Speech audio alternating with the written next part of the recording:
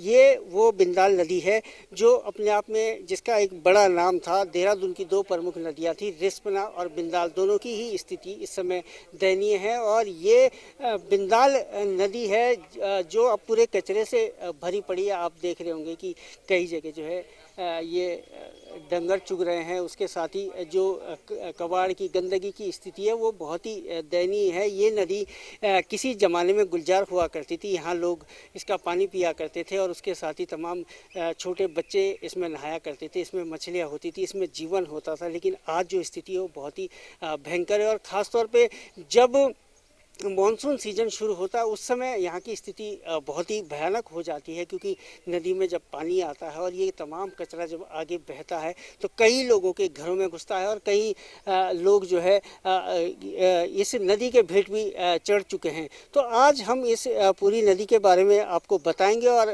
तमाम लोग जो यहाँ पर रहते हैं उनसे भी बातचीत करेंगे कि किस तरीके की परिस्थितियाँ बनती है जब यहाँ पर मानसून सीजन शुरू होता है। मानसून सीजन में ये नदी अपने उफान पे होती है और तमाम ये कचरा जो पूरे शहर की गंदगी इसमें आ रही है ये लोगों के घरों में घुसता है। हालांकि सरकार तमाम दावे तमाम वादे इसके लिए करे जाते हैं और कई ऐसे मुख्यमंत्री रहे हैं जिन्होंने इसको सुधारने की कोशिश की है, इसके लिए तमाम कार्य किए हैं। लेकिन आज की जो स्थिति है वो कहीं ना कहीं बहुत भयानक है। तमाम लोग यहाँ पर हमारे साथ मौजूद हैं जो कि इस दंश को झेलते हैं प्रत्येक वर्ष। और प्रत्येक वर्ष यहाँ की स्थिति हम लोग देखते हैं कि जब बरसात होती है तो कई लोगों के घरों में पानी घुस जाता है, कई लोगों को अपने घर छोड़ के यहाँ से जाना पड़ता है। तो ऐसे ही कुछ लोग हमारे साथ मौजूद हैं, उनसे बात करेंगे। क्या नाम है आपका? आकाश। आकाश जी, यहाँ पर जब मानसून सीजन होता है, नदी उफान पे होती है, आप लोगों के घरों में भी पानी बढ़ जाता है, किस तरीके की परिस्थितियाँ बनती है और क्या कहना चाहेंगे? सब पानी घुस जाता है, बहुत दिक्कत होती है। फिर लोगों के घरों में कीचड़ घुस जाता है, सारा सामान बह जाता है। जैसे कि आप देख रहे हैं सारा सामान नष्ट हो जाता है और कहीं ना कहीं कुछ ऐसे लोग भी हैं जो इस नदी की भेंट चढ़ चुके हैं। तमाम ऐसी खबरें आती है। हालांकि नदी के किनारे कई लोगों ने यहाँ पर झुग्गी झोपड़ियाँ भी बना रखी है, जिसको कि हालांकि सरकार प्रत्येक वर्ष हटाने की बात करती है, लेकिन वो जस की तस बनी रहती है। तमाम दावे तमाम वादे किए जाते हैं, लेकिन परिस्थितियाँ कहीं ना कहीं वैसी ही के वैसी दिखाई दे रही है। अब मानसून सीजन एक बार फिर से शुरू होने वाला है और वैसी स्थितियाँ बनने वाली है। कुछ और लोग भी हैं, उनसे भी बात करेंगे। सर, देखो प्रत्येक वर्ष यहाँ पर नुकसान होता है, लोगों के घरों में पानी घुसता है, किस तरीके की परेशानियाँ उस समय आती है और किस तरीके का माहौल रहता है? देखिए सर, यहाँ पर बरसात में सारा ही सब कुछ नष्ट हो जाता है, सारा सामान फर्नीचर सारा सब समाप्त हो जाता है। दो लोगों को दोबारा जोड़ना पड़ता है। तो नदी इतनी आती है कि सारा घरों में पानी हो जाता है दूर तक। हम चाहते हैं कि ये बंद हो जाए, यहाँ से पुस्ता लग जाए, ये रास्ते से, इस रास्ते से पुस्ता लग जाए। सरकार प्रत्येक वर्ष ये पुस्ते लगाने की बात कहती है, कई जगह पुस्ते लगाए भी गए हैं, लेकिन फिर भी तमाम जगह ऐसी है जहाँ से पानी अंदर घुसता है। क्या ये रास्ता लगा लीजिए, देख लीजिए ये रास्ता, आप इधर वीडियो दिखाइए आप, ये रास्ता है, ये रास्ते को बंद करना चाहिए सर। इसमें पुस्ता लगाया जाए बस, बाकी सब सेव हो जाएगा। ये कॉलोनी में पूरी सेव हो जाएगी, यहाँ से पुस्ता लग जाए सर बस। ये जो बिंदाल नदी है, आप कह रहे हैं कि यहाँ पे पुस्ता लगाने के बाद ये पूरी सेव हो जाएगी, लेकिन ये जगह जगह इसी तरीके की परिस्थितियाँ हैं और कई लोग जो झुग्गी झोपड़ियाँ लगाते हैं वो भी खतरे की जद में रहते हैं। क्या उन लोगों को आप रोकते नहीं हैं? नहीं, देखिए वो तो उनकी गलती है कि एकदम नदी किनारे बस रहे हैं, है ना। अब वो नदी किनारे बस रहे हैं तो पानी उनको टक्कर मारेगा तो पानी अंदर आएगा, है ना।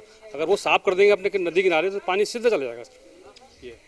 प्रत्येक वर्ष इस तरीके की परिस्थितियां बनती है और कई लोगों को दिक्कत भी होती है और तमाम सरकार की तरफ से इंतजाम भी किए जा रहे हैं। यहाँ के भी जो लोकल पार्षद है वो भी यहाँ पर निरंतर कार्य कर रहे हैं, लेकिन नदी की जो स्थिति है वो बहुत ही ख़राब है। बहरहाल पार्षद वंशिका सोनकर हमारे साथ हैं और उनसे भी जानते हैं। प्रत्येक वर्ष यहाँ पर इस तरीके की परिस्थितियाँ बनती है, तमाम लोगों के घरों में पानी घुसता है। आप लोग किस तरीके के प्रयास करते हैं और क्या क्या अभी तक किया है?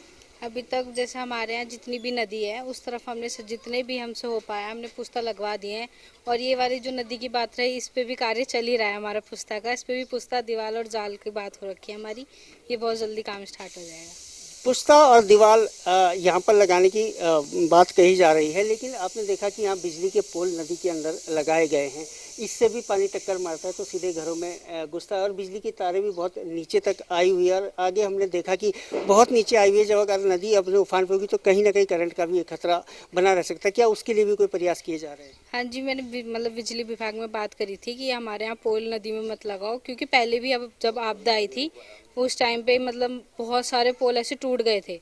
तो उन्होंने कहा कि अब हमने इसलिए लगाया है कि जिससे मतलब क्या बोलते हैं, जितने करंट वगैरह हैं वो सब ना आए। कीचड़ हो जाता है, कम से कम 2-2 3-3 फीट से भी ऊपर कीचड़ होता है और निकलने के लिए रास्ता नहीं होता। यहाँ तक कि खाने का राशन तक बह जाता है, पहनने के लिए कपड़े नहीं होते, कि पानी ही नहीं आता तो धोएंगे भी कहाँ से। बहुत बुरी स्थिति हो जाती है उस टाइम पर। तो सरकार से आपने कभी इस चीज़ के लिए मांग की कि यहाँ पे पुस्ता लगाया जाए या यहाँ पे स्थिति सुधारी जाए? सर हमने तो ऐसा नहीं बोला अभी तक पुस्ते के लिए तो, लेकिन लगना चाहिए अब पुस्ता, क्योंकि अब बहुत ज़्यादा ही दिक्कत आ रही है अब तो। एक सरकार ने ये भी कहा है कि जो नदी है उसे 50 किलोमीटर के बाहर घर बनाएं, वहाँ पर ना रहें, वहाँ से हट जाए। क्या आप लोगों को भी इस तरीके से कहा गया है? सर अभी तक तो हमें सुना है कि थोड़ा थोड़ा सा तो होएगा, लेकिन इतना नहीं पता कि 50 फीट जाएगा या कितना जाएगा, अभी तक ये नॉलेज में नहीं है। और सबका जोड़ा जंगाड़ा इनमें लगाया है, तो अगर टूट जाएगा तो जाएंगे कहाँ लोग? ये एक बड़ा सवाल है कि अगर यहाँ से लोगों को हटाया जाता है तो फिर वो जाएंगे कहाँ? क्या सरकार ने इस तरीके की कोई व्यवस्था कर रखी है? और आप देख रहे हैं कि तमाम लोग यहाँ पर मौजूद है जो कि इस दंश को प्रत्येक वर्ष यहाँ पर झेलते हैं। तमाम दावे, तमाम वादे यहाँ पर किए जाते हैं। कुछ और लोग भी हैं, उनसे भी बात करते हैं। क्या आप लोगों ने सरकार से इस चीज़ के लिए मांग की है कि ये प्रत्येक वर्ष का जो दंश है इसको जो है कम किया जाए या यहाँ पर तमाम जो सुविधाएं हैं वो उपलब्ध करी जाए? जो लोग नदी की नाले के किनारे हैं उनको हटाया जाए या उनके लिए कोई और सुविधा की जाए? नहीं, हटाया क्यों जाएगा? ये तो बहुत पुरानी बस्ती है, इंदिरा के टाइम से बस्ती बसी हुई है, ये नए तो आए नहीं अभी। और नदी की गहराई है ही नहीं, इसलिए नदी की गहराई हो जाए तो उस पानी सीधा निकल जाए। नदी बिल्कुल लेवल पे है सड़क के, इसलिए पानी घुसता है। बिल्कुल आपने सही बात कही कि ये बहुत पुरानी बस्ती है, लेकिन कुछ ऐसे भी है जिन्होंने बिल्कुल नदी के बीच में जो है झुग्गियाँ लगाई है, वो कहीं ना कहीं खुद एक खतरा पैदा कर रहे हैं। वो झुग्गियाँ तो हटनी चाहिए। उन्होंने क्या करा कि यहाँ पुस्ता लगा, उससे आगे झुग्गी डाल ली। अब सरकार भी क्या करेगी इसमें? सरकार ये थोड़ी कहेगी कि आप नदी में बीच में झुग्गी डालो। उनकी वजह से जो है पानी बिल्कुल टक्कर मार के अंदर घुसता है, वो तो बिल्कुल नाजायज़ है।